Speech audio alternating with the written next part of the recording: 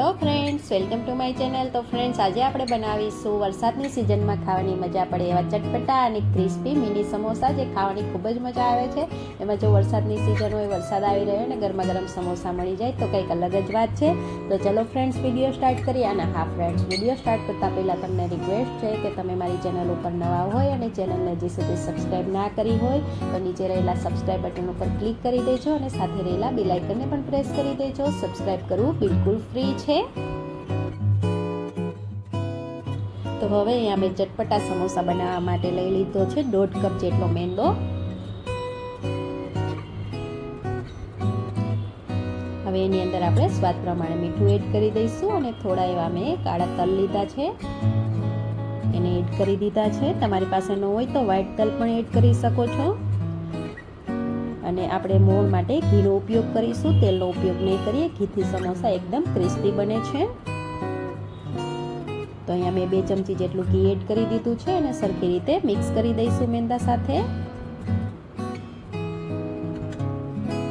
હવે થોડું થોડું પાણી એડ કરતા જાય અને ડો તૈયાર કરી લેવાનો છે. ડો આપણે થોડો ટાઈટ તૈયાર કરવાનો છે, ઢીલો નહીં રાખીએ.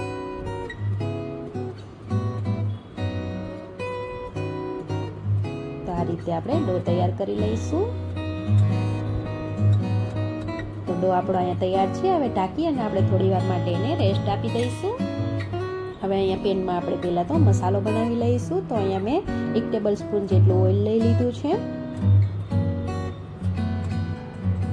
ઓઇલ ગરમ થઈ જાય એટલે અહીંયા મેં થોડા કાજુના ટુકડા અને થોડાક મગફળીના દાણા લઈ લીધા છે, એને રોસ્ટ કરી લઈશું. આ બંને વસ્તુ સમોસાની અંદર એડ કરવાથી ખૂબ જ સારો ટેસ્ટ આવે છે. તમે એક વખત જરૂરથી ટ્રાય કરજો. તો ગેસને લો ફ્લેમ ઉપર રાખી અને આ રીતે રોસ્ટ કરી લઈશું. તો અહીં રોસ્ટ થઈ ગયા છે, તમે જોઈ શકો છો. હવે એને આપણે બહાર લઈ લેશું.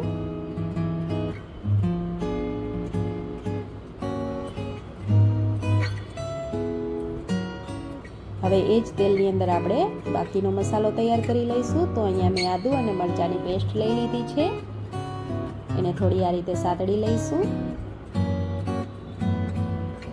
અને થોડા અહીંયા મેં ફ્રોઝન વટાણા લીધા છે. વટાણા જરૂરથી એડ કરવા ફ્રેન્ડ્સ, વટાણાથી ખૂબ જ સારો ટેસ્ટ આવે છે સમોસાનો. જો તમારી પાસે ફ્રોઝન વટાણા ના હોય તો બોઇલ કરીને એડ કરી દેવાના.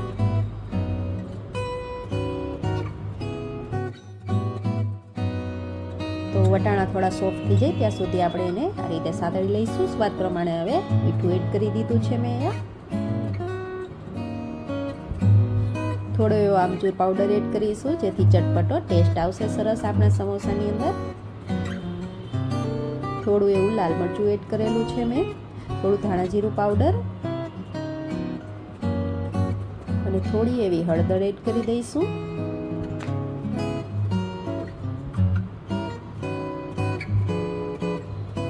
સમોસાના મસાલાની અંદર તમે લીંબુની જગ્યાએ આમચૂર પાવડરનો ઉપયોગ કરશો તો મસાલો એકદમ સરસ રીતે ડ્રાય થશે અને મસાલો આપણો ડ્રાય રહેશે તો સમોસા પણ એકદમ સરસ રીતે ક્રિસ્પી રહેશે ઠંડા થયા પછી પણ.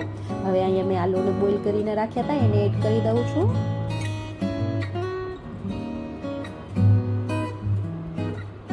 હવે બધી વસ્તુ આ રીતે મિક્સ કરી દઈશું.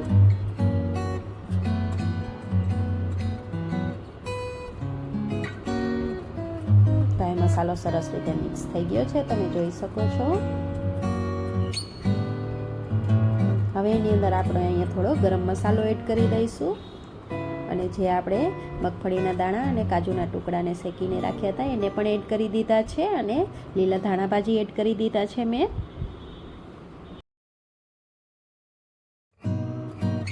હવે બધી વસ્તુને સરસ રીતે મિક્સ કરી દઈશું. અને અહીંયા આપણો ચટપટો મસાલો બનીને તૈયાર છે. તો મસાલો ઠંડો થાય ત્યાં સુધી આપણે ચટપટી અને ઇન્સ્ટન્ટ ચટણી બનાવીશું.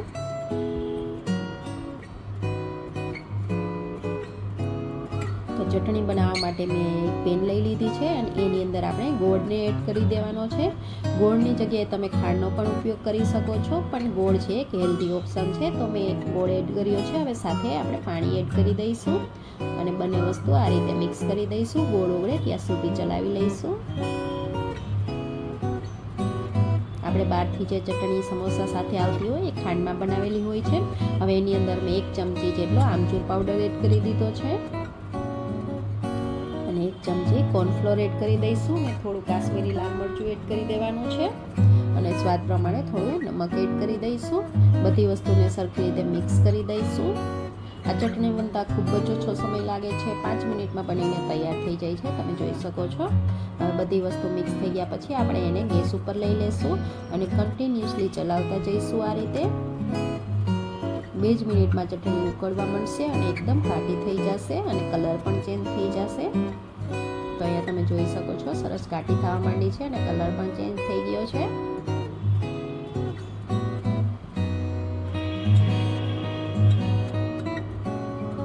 આ રીતે 5 મિનિટ માટે ઉકળવા દઈશું.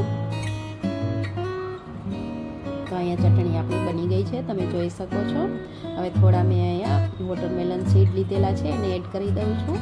ઓપ્શનલ છે બિલકુલ, મારી પાસે હતા તો મેં એડ કરી દીધા અને ચટણીને આપણે બાઉલમાં લઈ લઈશું. તો આપણી ચટપટી ચટણી બનીને તૈયાર છે, તમે જોઈ શકો છો. 5 જ મિનિટમાં બની ગઈ છે. હવે આપણે જે ડો તૈયાર કર્યો હતો સમોસા માટે એને જોઈ લઈશું. ઉપર થોડું તેલ એડ કરી અને મસળી લઈશું ડોને.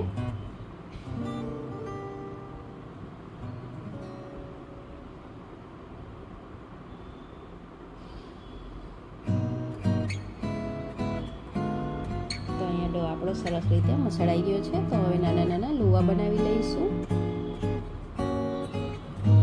તો આ રીતે બધા લુવા તૈયાર છે, તમે જોઈ શકો છો. એને સાઈડમાં રાખી અને આ રીતે હવે રોલ કરી લઈશું એને.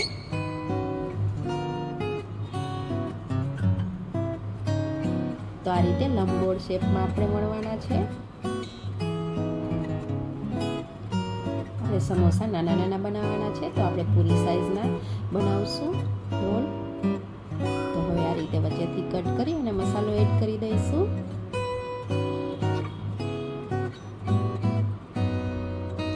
તો આ રીતે વાળી ઉપરથી અને ઉપરથી આ રીતે પાણી લગાવી દઈશું થોડું અને બીજી બાજુથી ચીપકાવી દઈશું. તો આ રીતે બધા જ સમોસા ફટાફટ આપણે તૈયાર થઈ જશે. તો આ રીતે બધી બાજુ પાણી લગાવી અને ચીપકાવી દેવાના છે.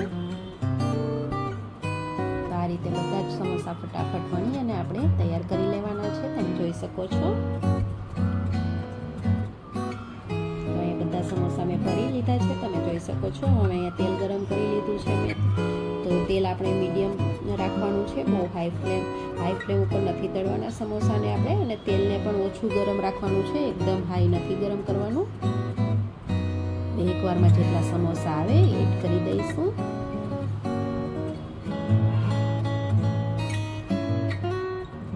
સમોસા એડ કરતી વખતે ગેસની ફ્લેમને મીડિયમ ઉપર રાખવાની.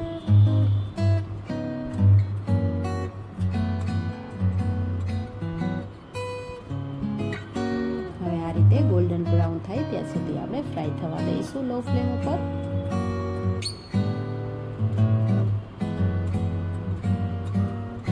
અહીંયા તમે જોઈ શકો છો કે કલર ચેન્જ થવા માંડ્યો છે સમોસાનો. એકદમ ક્રિસ્પી પણ બનવા માંડ્યા છે અને એકદમ ગોલ્ડન કલર આવવા માંડ્યો છે. તો હવે એને આપણે લઈ લેશું.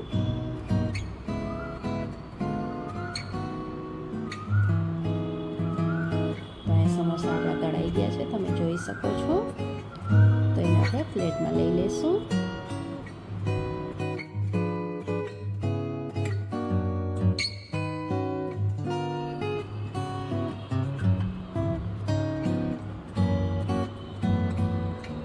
બાકીના સમોસા પણ આપણે એ જ રીતે ફ્રાય કરી લઈશું. તો ફ્રેન્ડ્સ, અહીંયા આપણા સમોસા બનીને તૈયાર છે, તમે જોઈ શકો છો. તમને જો આ રેસીપી સારી લાગી હોય તો વિડીયોને લાઈક કરો, શેર કરજો અને ચેનલને સબસ્ક્રાઈબ કરવાનું બિલકુલ ના ભૂલતા. Thank you, by.